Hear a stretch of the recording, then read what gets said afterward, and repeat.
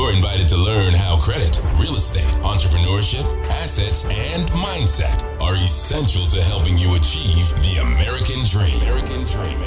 Please join your host, Hyacinth Henderson, for today's episode.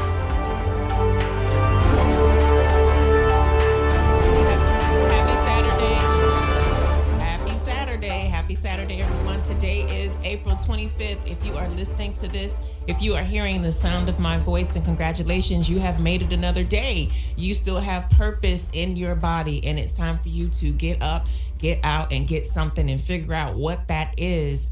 You are listening to the American Cream Radio Show, which is a financial educational radio show. Yes, CREAM stands for credit, real estate, entrepreneurship, assets, and mindset. And on CREAM, we talk and we have general conversations about things that are going to assist you in your journey to get to the promised land of financial freedom. Understanding that financial freedom looks differently for everyone. There is no one size fits all to financial freedom. In CREAM, we talk about a number of ideas, a number of different topics and things like that, so that you can pick up what resonates and leave what doesn't, in hopes that you will figure out that, you know what, you can do this your way. The American dream is not a one size fits all. So thank you so much for tuning in. For the new listeners, you're in for a treat. For the old listeners, you are as well, but you already know how I rock and roll and move and groove. So today is, I was going to say February. Why was I going to say February? It is April 25th. It is the second day of Ramadan. Today is the second day of Ramadan. Ramadan is a period where Muslims traditionally fast and pray and meditate, and they abstain from food. They fast from food during the sunlight hours. So that's food and water. So there's no eating and drinking when the sun is up. So if you want to eat and drink, then you have to get up before sunrise and have your meal. And then after sunset, you have your meal. But during the day, you are fasting and praying and meditating and just being laser focused. So this is probably my fourth year participating in Ramadan. And this is my first time publicly displaying or stating that I participate in Ramadan. Generally, I don't, unless people ask me, well, why aren't you eating? But I wanted to share it. I figure it's appropriate for me to share this personal part of my world, especially during the time that we are living in now, right? So, no, I am not Muslim. I don't claim any one religion, right? So I believe that God is love, and the religion of love supersedes titles and religious organizations and things like that. But I am a lifelong learner.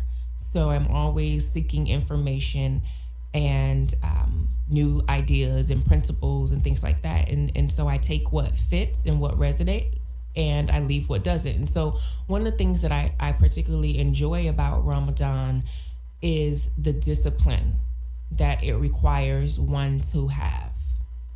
So when you think about the fact that you are asked to abstain from eating or drinking anything from sun up to sundown, that means no water, no nothing. Like, it is just you and whatever fat you have stored in your body. Like, during that period of time, there's no eating and drinking. It becomes less and less about the eating or drinking, because most of the times we just eat out of habit anyway. And it becomes more about the discipline. It becomes more about breaking up the routine. It becomes more about identifying where you do things out of routine, identifying where you're just flowing. Am I just eating breakfast at 7:30 in the morning because I've been eating breakfast at 7:30 in the morning every day for the past 10 years? Am I picking up a bag of chips every time I go to the gas station because I've been picking up a bag of chips every day, every time I go to the gas station for the past 10 years? Am I having an afternoon cup of coffee and I'm not really sleepy, but that's just what everyone does at the office? So there are so many routines. There are so many behaviors that we partake in without even really realizing that we're partaking in the routines and then the behaviors. And so when you say that you're going to break up this routine and this behavior, and you're going to do it for about a period of 30 days, like, that's life-changing. It becomes life-changing. if you stick to it. And so this year, Ramadan is a little bit different because we are all social distancing. And so I don't know if it makes it a little bit easier for you. For me, it's interesting. I'm looking forward to it because I feel like this is certainly a period, and I'm being so distracted right now by everything that is going on in the studio. So I'm trying to stay focused. Y'all stay with me. Okay. Yes. So this year, yes, Ramadan this year. For me, I'm looking forward to it. I look forward to it every year, but I'm looking forward to it this year because the world is in a transitionary period, in a transitionary phase. And during this time, you're being urged and prompted more to go within. So let me send a smoke signal so that I don't hear the talking in the background while I am trying to talk. So bear with me if you're on YouTube and you see me waving my hands frantically and things like that, because I'm trying to get some quiet in this place instead of what I have going on now. But Ramadan, yes, I love it because of the discipline, and I love it because it's asking you to focus and stop doing the things that you were just doing on autopilot, just to be doing them. And what better time than to do that than now? Why not do that right now when the world is turning upside down and things are changing and things are shifting? So this is a period of time where you're going to need to be very quiet and you're going to need to focus. This is a period of time where you're going to need to realize that some of the things that you've been doing out of routine may not serve you anymore. Some of the things, be quiet. I can't hear you. Some of the things that you're doing, that you have been doing, may no longer serve you. And we're being forced to do that because of this pandemic. We're being forced to do that because of the transitionary phase that we're in. But let's figure out what we should let go, right? And so, okay, it's coming back to me. Let's figure out what we should let go. Let's figure out how we should expand. Because when you leave something, when you put something down, then that gives room and opportunity for more to come in and other things to grow and for you to develop in different ways. And so really and truly, after I did Ramadan the first year, and I don't know if it was the first year, the second year, maybe the second year I did Ramadan. The second year I did Ramadan, I was traveling. I went on vacation in Cuba, and I was with the group. And people were eating and dancing and drinking and singing and all this during the day. And I would sit at a table with a group of about 10 people and I would not eat. And I realized that because I was able to do that, because I was able to have that level of discipline, that I could do anything else that I put my mind to. And so as tough situations and circumstances arose down the line, I would always think back and say, Hyacinth, listen, you did Ramadan. Like, you smashed that. You didn't do Ramadan where you weren't around anyone. You done Ramadan where you were in places and positions and you could have eaten. You could have, because ain't nobody going to beat me if I have lunch during the day. I mean, nobody's going to, that's just not going to happen. You've done that. And so it was a reminder that anything I put my mind to, I can do. And so the reason that I'm sharing that with you all today on today's show, a very personal part of me, is because I want you to understand that routines are being disrupted, change is happening, and if you get really, really quiet, and I'm not asking you to change your faith or your religion or your belief, that's up to you. Whatever you believe in, as long as it works for you, that's fine. I'm not here to argue about that. That's what I never understand when humans engage in that. Listen, if it works for you and it's working, that's your business. That has nothing to do with me. So I'm not asking you to change your religious beliefs and your ways and things like that. But I am asking you to think about picking up the practice of being very, very quiet. Because when you become very, very quiet, then you are able to hear, you are able to see things clearly. When you're quiet, things become clear. And so during this period of Holy Month where we are praying and fasting and meditating, what are we giving up to then gain more? What are you willing to give up during this period of time so that you can gain insight that will help you, lead you, and direct you for your future?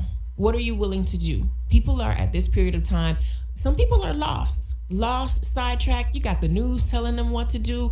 You have so much external stimulation. You don't know if you're going to wake up dead tomorrow or what's going to happen. If we're all going to be have microchips inserted in us. We have so much going on right now that now is the time. There is no better time than the present to say, you know what? Let me get very quiet to see what change I can implement and I can initiate, right? And so that brings me to the main topic of today's radio show. And the main topic of today's radio show is, do you have a personal vision statement?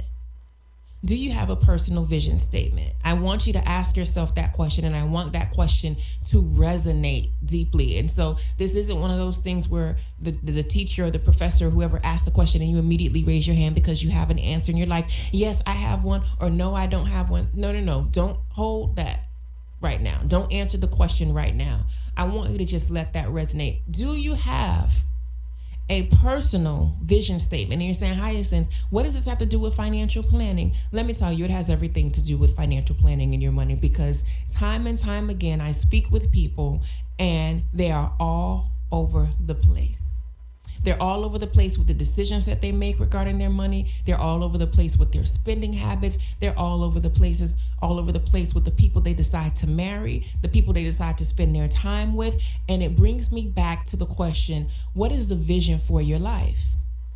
And so I said, let me bring this to the radio today. Do you have a personal vision statement? Because if you have a personal vision statement, then that serves as the light. That serves as your guiding light. That means everything else is measured up against your personal vision statement. The things that you do, the choices that you make, the people who you hang around, the things that you read, the foods that you eat, you start to make decisions based on if they are in alignment with your personal vision statement. And so if you don't have a personal vision statement, or if you do have a personal vision statement, congratulations. Today's show is for you, because if you have one, there's always a time where you can review it and improve it and reevaluate it and look at it. Sometimes we write these personal vision statements, or we write these goals or these affirmations or these wishes and all these things. Child, we write them in a notebook and we tuck it away and we never look at it again. And maybe you've done that with your personal vision statement. Today's your day to say, you know what? Hyacinth just reminded me. Let me go find that notebook. Let me pull it up from the bottom of the nightstand drawer and revisit my personal vision statement. And for those of you who don't have one, today is your lucky day as well, because today you're going to learn why you need a personal vision statement and why this period of time, while the world is in turmoil, how you can be in perfect peace. So when you create a personal vision statement, it becomes, listen, I got to get to the light. With all this darkness that is around me, with everything that is going on around me, I see that light over there.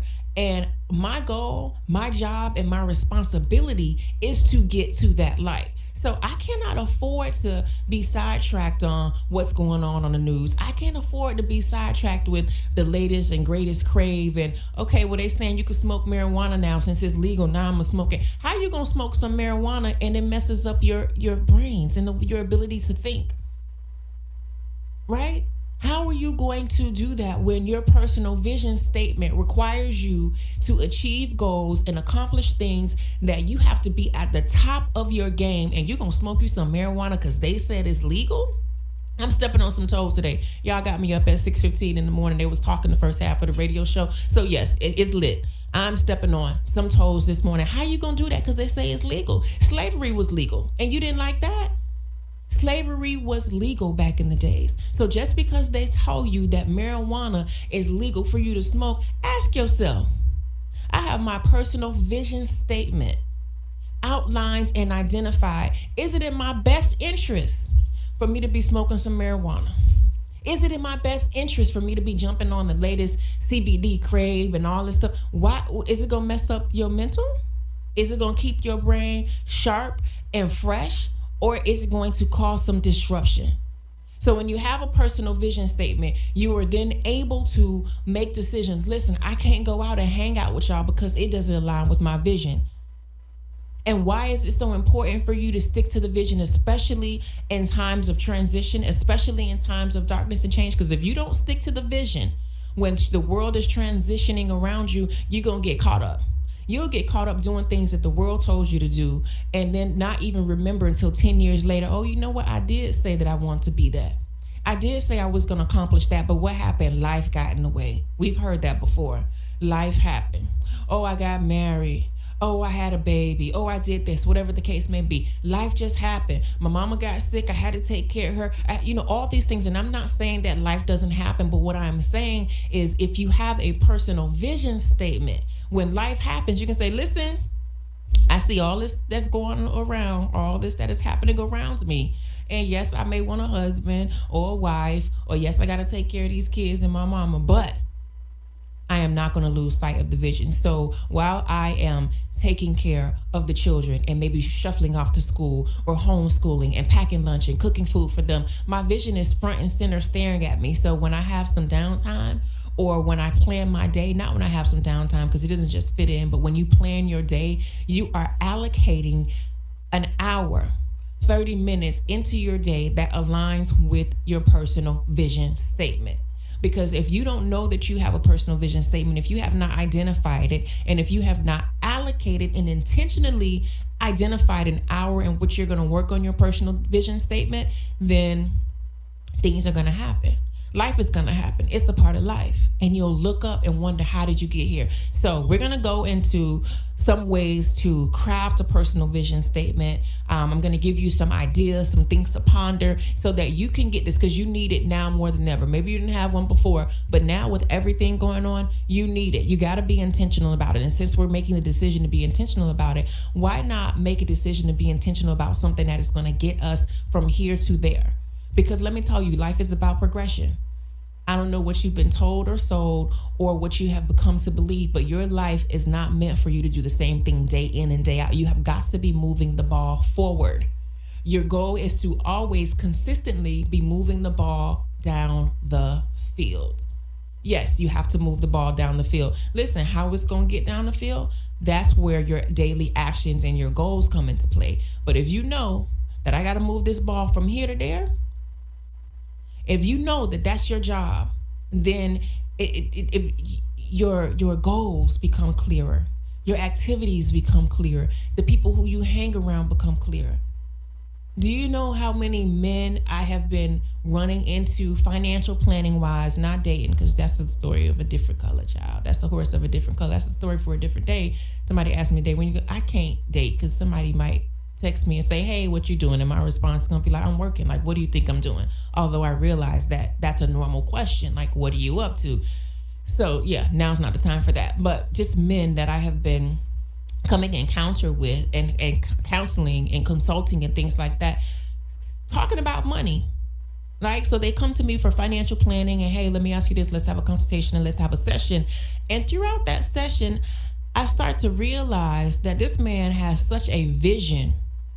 And ladies, I'm going to step on some of y'all toes today. Not everybody's toes, but some of y'all toes. This man has a vision for his life. He has a vision for where he wants to be in his life. He has a vision for his future. And now he is feeling like, well, I may have to tweak the vision because I'm dating this girl and she doesn't really, align with the vision that I have. And I really wanted to do this, but I may not be able to. I said, wait a minute, hold up. Wait a minute. Let me put some boom in it. Listen, we don't tweak the vision. We don't tweak the vision for other people. We decide to tweak the vision when we're ready to tweak the vision. There is a difference between attraction and alignment. So if you were with somebody, if you're courting someone, if you're dating somebody or whatever the case may be, and they aren't aligned with your vision, then you got to make some decisions and be like, listen, I may be attracted to you, but if you don't align with my vision, there is no sense in us going further in this, because 10 years from now, I don't want to be talking about I shoulda, coulda, woulda, was going to do this, but then I started dating you and you so cute and you wanted to do this that I had to give up my dream for you. Why? I be sitting there looking at them like, why, bro? Why would you do that? We're 20 after the hour. We're going to take a quick commercial break. We'll be right back. We're talking about visions and why you need to have a personal vision statement. Be right back. Hi, I'm Robert Henderson, Jr., certified financial planner, president of the Henderson Financial Group. And I want to ask a question. Are you planning on retiring soon? You know, Robert, a lot of people work their entire lives with that goal in mind. And if you're planning on retiring, especially within the next 3 years, you absolutely have to give us a call at the Henderson Financial Group. We have so many retirement strategies, especially as an independent financial planning firm, that will fit your specific retirement goals and objectives. And I'm glad you said that, because retirement planning is totally different from investment planning. And you know, Linda, a lot of people get that mixed up, because most people, when they're getting ready to retire, they probably just put their money with some retirement firm, with some investment house, and they just put the money there and they want to make it grow. But that's not retirement planning. You know, when you come to us, we help you decide and we educate you on whether you should take a lump sum distribution or receive scheduled monthly payments. Absolutely. We can give you the tools and the information to help you navigate and make the best choices for you and your family specifically. So remember, retirement planning is totally different from investment planning. If you need more information, please call us at the Henderson Financial Group. Call today at 305-825-1444. Hi, I'm Linda V. Harris, Vice President of the Henderson Financial Group, and I want to share a story with you. Now, this is not my story. I did not make it up. It is coming directly from the National Bureau of Labor Statistics. And I want to talk about what's going to happen to 100 of us by the age of 65. Now, 29 of us will be dead and 71 of us will still be alive. Of the 71 of us that are still living, we're comprised of the following. 52 of us are directly dependent upon the government. And if we're not dependent upon the government, it simply means we've given up and we're homeless or living on the streets, okay? 14 of us are still working, and we always will be, because we don't have any family at all. So we will continue to work until we die. 3 of us will be financially independent. And when I say financially independent, I mean we don't need any support from anyone. It means our wealth grows and will continue to grow as we receive comfortable income from our assets. The remaining 2 of us will become wealthy. And what I mean by wealthy is it's defined as a net worth of at least $5 million plus. The question is, where do you fit in this story? If you want to be part of the 5% and not the 95%, give us a call at the Henderson Financial Group, 305-825-1444, and tell us you want to talk about the 100-man story.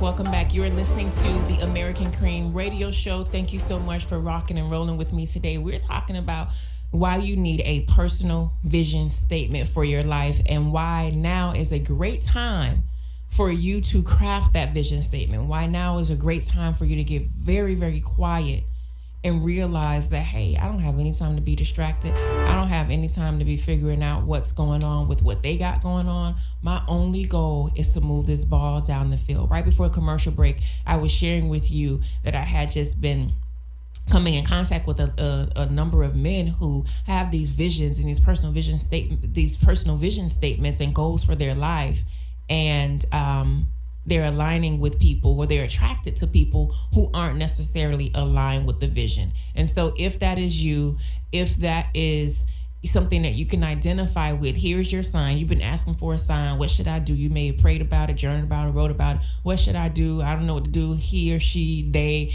I'm trying to get here and they trying to take me there. Listen, attraction and alignment are 2 very different things. You may be attracted, but if you aren't aligned, then there's an issue, and there's an issue that you need to reevaluate. All right, so let's get into it.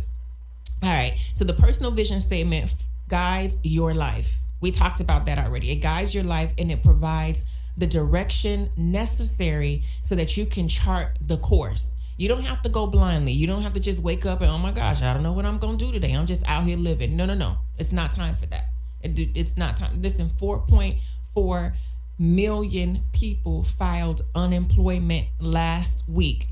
That's in a week alone. 4.4 million with an M people filed unemployment. You have no time to be, well, I don't know what I'm going to do. You need a light. And you need to be working towards that light. And so the personal vision statement provides you with direction necessary so that you can chart your course, and you can make choices, like I said before, that align with your personal vision statement. I'm not going to do this because it's not in alignment with my vision statement. I'm not going to go there because it's not in alignment with my vision statement. I'm not going to date you because you are not in alignment with my vision statement. You're focused on this and I'm focused on that. And there is a disconnect, and there is no way that I am going to give up and lose sight of my vision and then 10 years from now be kicking and screaming and kicking myself in the foot. I'm not going to do that. So how do you focus on the light amongst the darkness that is around you, right? And so look at your vision statement as light. Look at it as a guiding light. And so there is darkness. And when I mean darkness, I'm not meaning everything is dark and oh my God, doom and gloom. But that is just what I want you to picture. I want you to picture yourself in a room, a dark room, no windows, no doors. Maybe it has a door, but no windows, no doors. It's just dark. And all of a sudden you find some piercing light, and this light is coming from, you don't know where it's coming from, but you just look down on the floor and you like, oh, I see a speck of light. Now I've been in this darkness for so long that I forgot that light even existed. What that means is I've been doing these habits and routines for so long that I forgot that I could even make a new choice and find the light, right? So you've been in this room for so long that you forgot that light existed. And so when you look up and you see that light is there, what do you think you're gonna do? Oh, wait a minute, hold up, it's 22. Let me figure out where this light is coming from.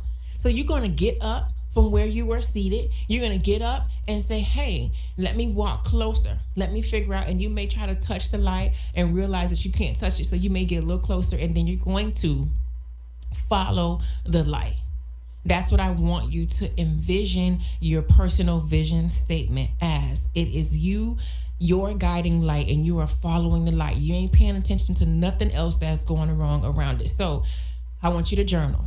I want you to pull out your journal, pull out a piece of paper or napkin, a notebook or something. I firmly believe that everyone should have a journaling practice. A journaling practice means the practice of you writing down your thoughts, your ideas, things that are going through your mind on a consistent basis.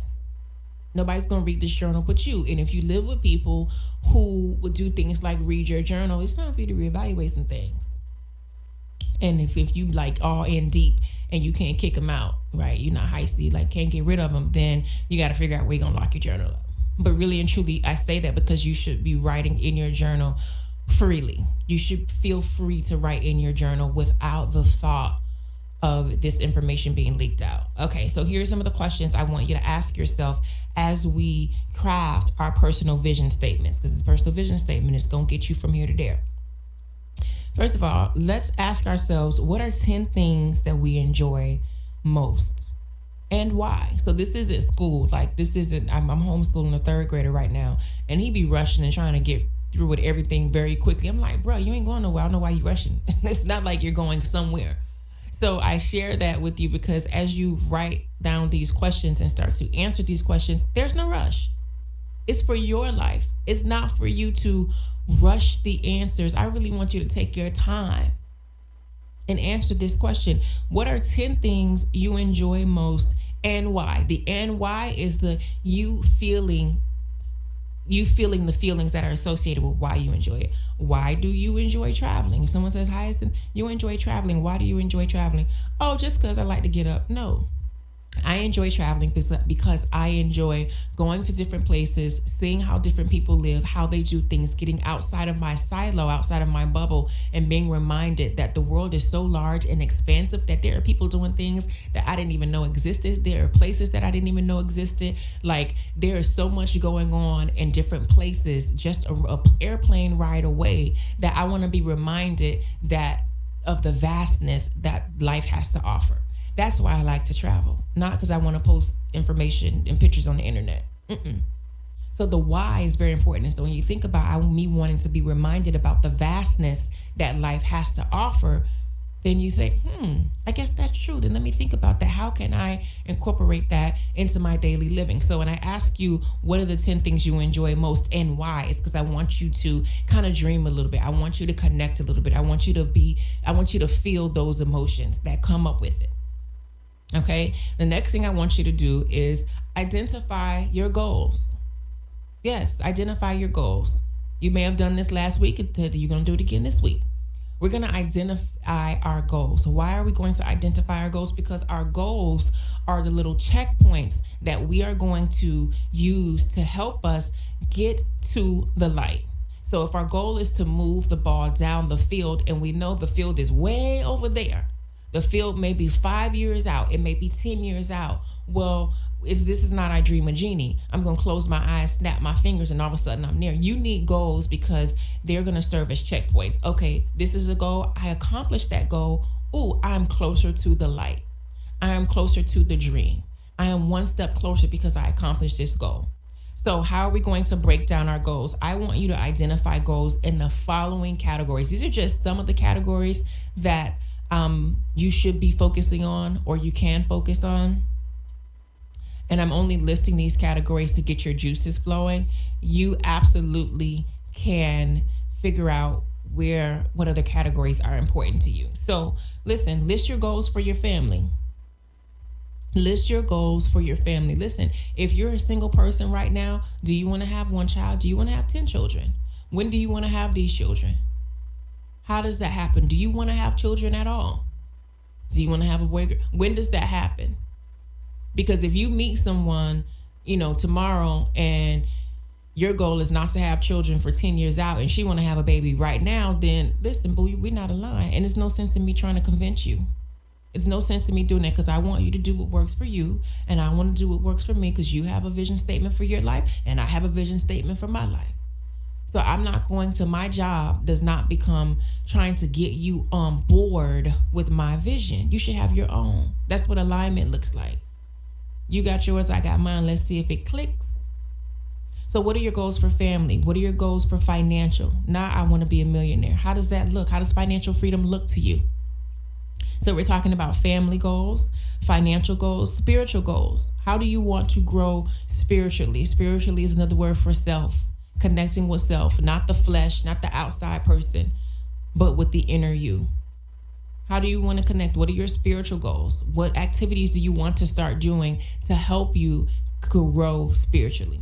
What does that look like? Maybe you want to meditate more. We've been talking about meditation for a couple months now on American Cream. Maybe you want to start meditating once a day, twice a day. The other day I had a realization, and I'm so glad that I accepted this. So I am a meditator. Traditionally, I've been meditating with my eyes closed.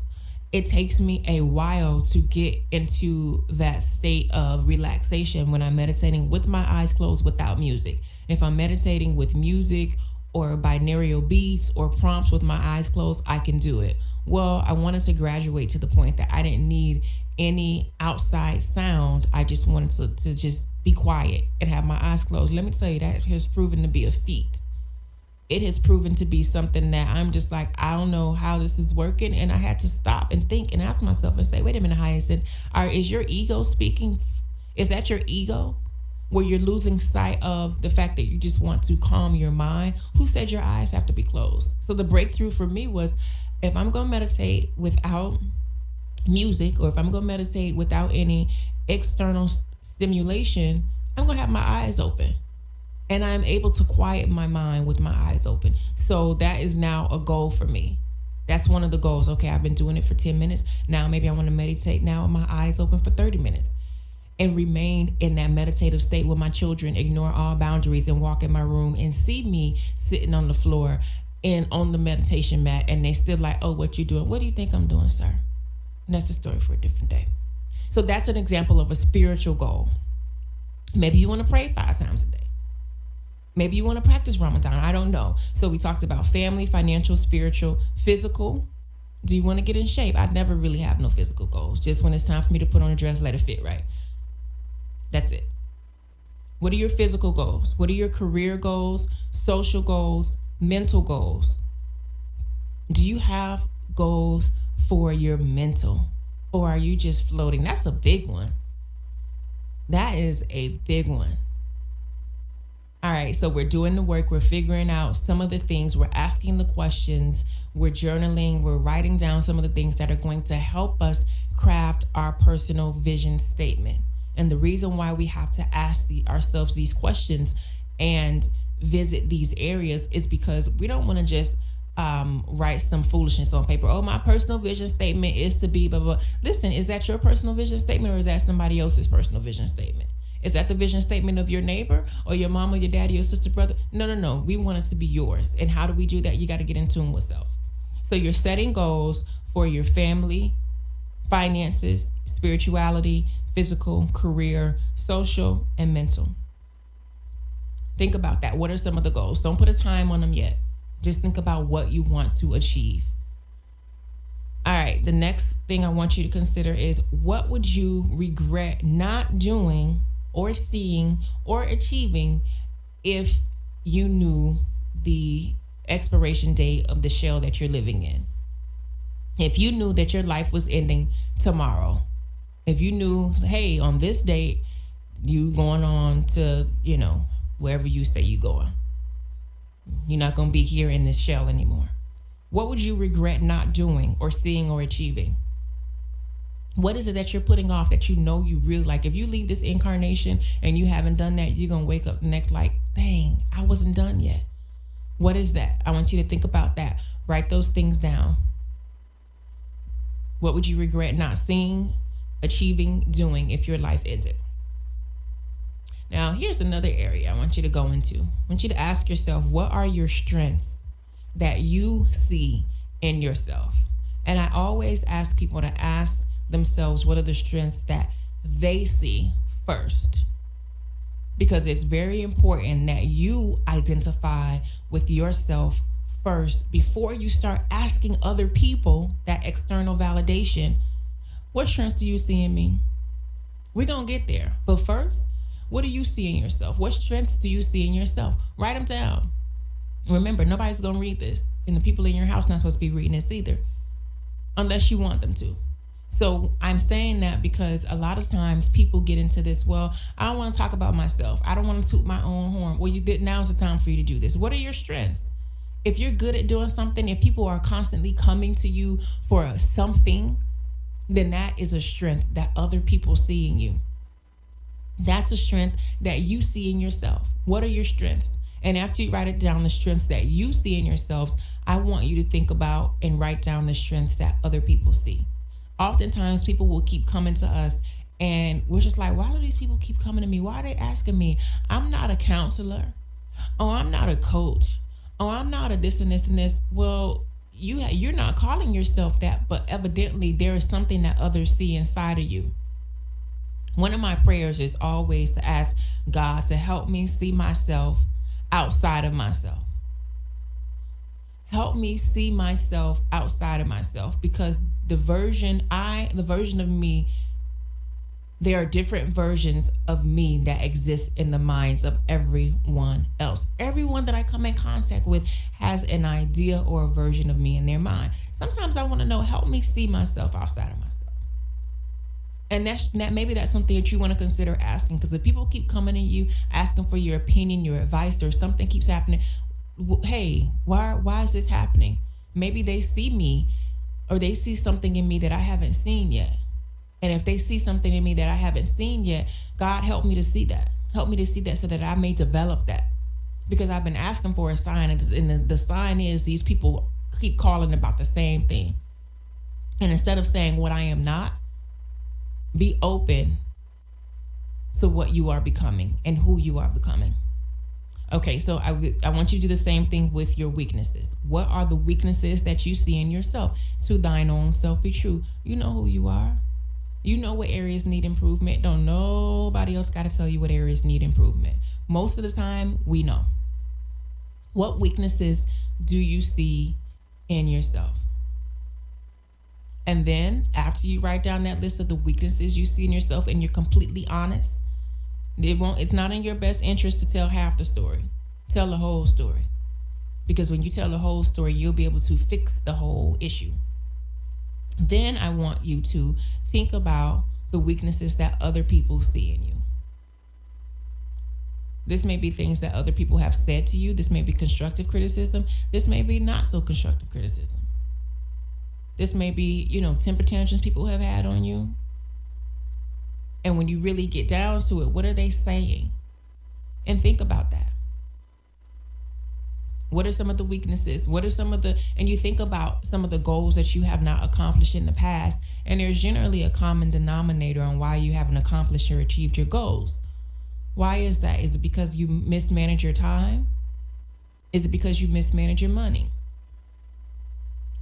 So identify those weaknesses, because today is the day. We're now in the season of the period where we're going to no longer sweep them under the rug. We are lifting up the rug, getting all that stuff from under it, and we're going to make a change now.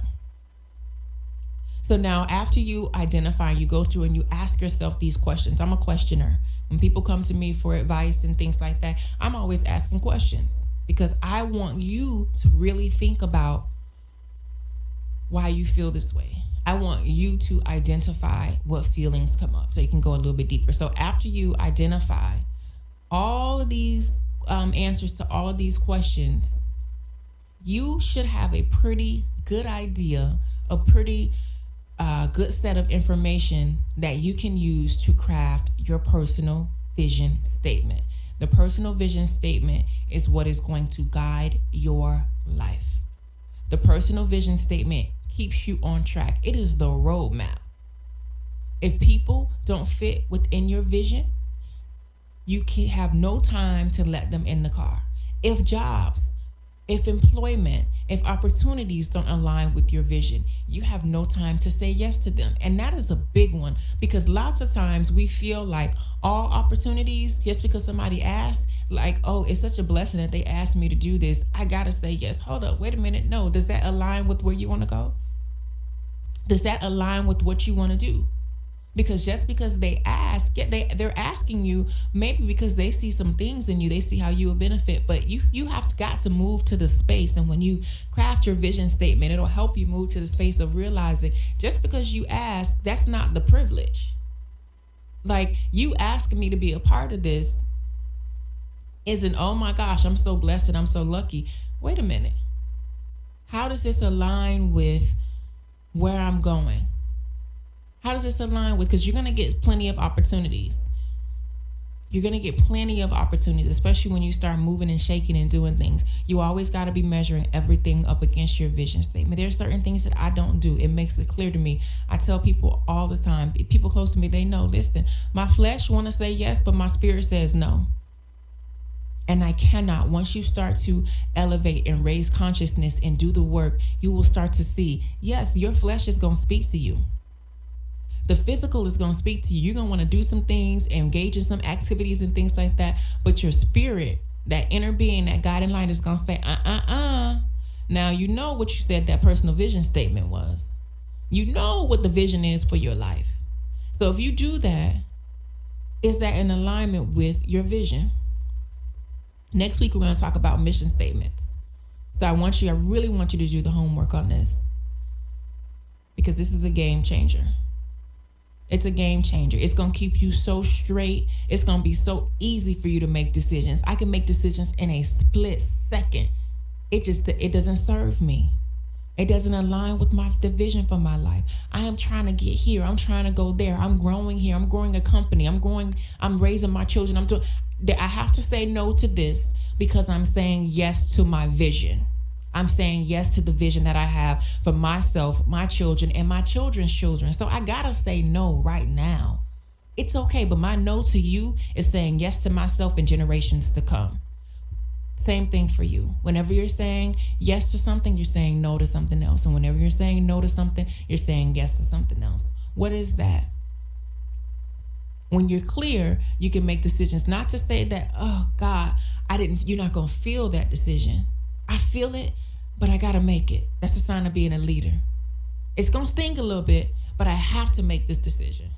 So I want you to use all this information and come up with the personal vision statement for your life. Very important, especially during the period of time that we are in. We are living in a transitionary period of time, a phase of transition. All right, so I wanted to talk to you, a few things I want to talk to you about the economy, a few things I wanted to drop on you. First of all, generally, you can go to a website, annualreport.com, to get your credit report for free once a year. Generally, you can only do this once a year for the low price of FREE. It does not give you credit scores. It just gives you your credit report. So use your 2 ears to listen to what I'm saying. Generally, once a year, you can go to annual credit report and get a free report. Why do you need a credit report? You need to be viewing your credit report so you can know what's on your credit. Credit is the key that is going to unlock some doors for you. Now, because of COVID-19, annualcreditreport.com is saying, you know what? Our give back is you can now check your credit report for all 3 major bureaus once a week for free until April 20th, 2021. So for a whole 12 months, that's 52 weeks.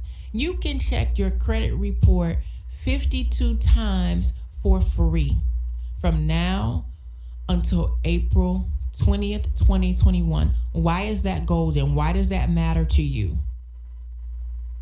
During a period where people are deferring payments, during a period where people are coming up with payment agreements and payment arrangements with creditors, we want to make sure that that information is being reported accurately. We don't want to wait until we go try to apply and qualify for something, and then now we have to explain, what? No, I got the notice right here. They said I ain't had to pay for 6 months because Corona was around. Nah, man, they reported me late. We're not doing that. We don't want to do that. They said that you didn't have to check on them. Trust but verify. Check your credit report. This is now a good time for you to look at your credit report and figure out, hey, maybe there are some things on there that are being inaccurately reported. You have time on your hands. You have more time on your hands right now. Get in tune with your credit report. Clean up some stuff. Pay down some stuff. Build a relationship with your credit. It's a great time to do that. You can check it for free. The report, not the score. You don't need the score. You just need to see what's on there. What's on there and how it's being reported, and clean it up and monitor it. Fantastic time to build a relationship with your credit. You can check the report once a week for the low price of FREE. That's annualcreditreport.com. Okay. And that is because of COVID. They're saying you can do that. So April 20, 2021, tell somebody, share that information with someone. All right. So wanted to talk to you about that. I wanted to talk to you about a few shows ago. I mentioned the fact that the government said, well, you know what? We are relaxing the guidelines on withdrawals from retirement accounts, meaning you can take out $100,000. You don't have to pay taxes right away. You can defer the taxes or defer the distributions over a period of 3 years. You don't have to take your RMDs, your required minimum distribution. And you have to ask yourself, why are they doing this? Because they like me? No, they're being nice? No, because they have an idea of what the future holds. And so I want you to identify what the definition of a recession is. A recession is a period in which the economy is shrinking. Less and less is being sold. Wages are falling. Unemployment is high. More people are out of work or either earning less than they were previously earning. I just told you that last week alone, 4.4 million with an M Americans filed for unemployment. So those are the characteristics of a recession. There's less money circulating, less money to spend. And so although we're focused right now, there's sunrise. So from now, 6:49, I believe sunset, I have to check, but last night it was 7:44. So from 6:49 to about 7:45, there will be no food or liquids in my body. Talk about discipline. Try it. You might like it. All right. So the government sees this. They're like, wait a minute, this may be bigger than, this is bigger than what the average person can see with their 2 eyes. So most people are focused on when are we opening back up the economy, as if when we open back up the outside, and they're not focused on the economy. When we open back up the outside, it's going to be like a light switch, that everything that was disrupted and disturbed by COVID-19 is magically going to be repaired. And that's not the case. And since we know that that's not the case, then the government has, and this is an educational moment. I feel like I want to every show now start giving you a little nugget so you can learn more and more about money and finances. The government has said, you know what? We're going to practice an expansionary policy. We want to see how we can help expand the economy. So that's what they're doing now. How do they do that? They're attempting to grow the economy faster. So for the most part, most people realize that some sort of recession was on the horizon. We didn't know that it was going to come as quick as it did. So because of COVID, it's almost like you didn't have the taxiing time on the tarp. You didn't have that taxiing time where the airplane is, just, okay, we're gearing up. No, it's just like, oh, now, boom, here we are. And so that's why the government is doing things like pumping. They just passed almost $500 billion with the B dollar stimulus package, $484 billion stimulus package. They're not doing that because they're nice people. They're doing that because they want to ward off a recession. So they're practicing expansionary policy. It is when the government attempts to make the economy grow faster. How do they do this? They pump money into the economy. They give you tax cuts. Ding, ding, ding. They said you don't have to take your RMDs. RMDs were always all about taxes. Required minimum distribution. What is that? That is when you reach 70 and a half and you have a government-sponsored retirement account. They say, you know what? You've been deferring the taxes on this money since you were working. We want our tax money now. And right now they're saying for 2020, no RMDs. You don't have to. We don't need your taxes right now. So you can look at that as a tax cut. They're raising spending. That's where that money is being pumped into the economy. People are outraged that the big businesses and companies are receiving the bulk of the money. Well, I support your small business. I support your local business, but really the government doesn't really know it exists. And they want to support the people with bigger names, bigger revenue. They want to support those people because they want, when they do the numbers, they want to raise spending. They know that more people are likely to go to the Cheesecake Factory or Ruth Chris or Shake Shack or whatever the case may be in large numbers. And so if their numbers are up, that is going to positively affect the economy. I'm not saying it's right. I'm not saying I agree, but I'm just giving you some insight on the why, so that we don't get emotionally caught up in, oh my God, they so wrong. Why they doing this? It's not about right or wrong. It's about what it is. And when we know what it is, then you can make decisions. And so that's why I'm sharing this information with you today. So we're in the expansionary policy season. Tax cuts, raising spending, cutting interest rates. A few weeks ago, the Fed dropped rates all the way down to zero. I believe they may have recently raised them again. One of the largest, a lot of these mortgage banking institutions are saying we are raising our credit requirements.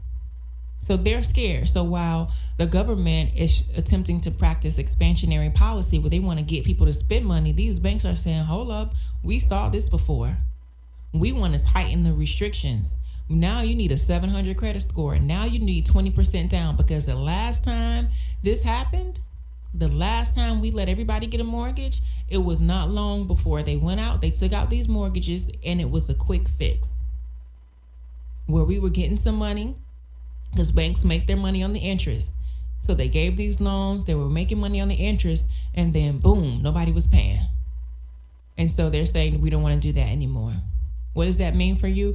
If you know you now need a 700 credit score to qualify for some things, and if your vision was to own property and own real estate, because you've been listening to me, you don't now change the vision. Oh man, then now I need a 700 credit score. I guess I ain't gonna be able to buy no property. Hold up, that's your vision. Stick to the vision. I just told you could check your credit report every week until April of 2021.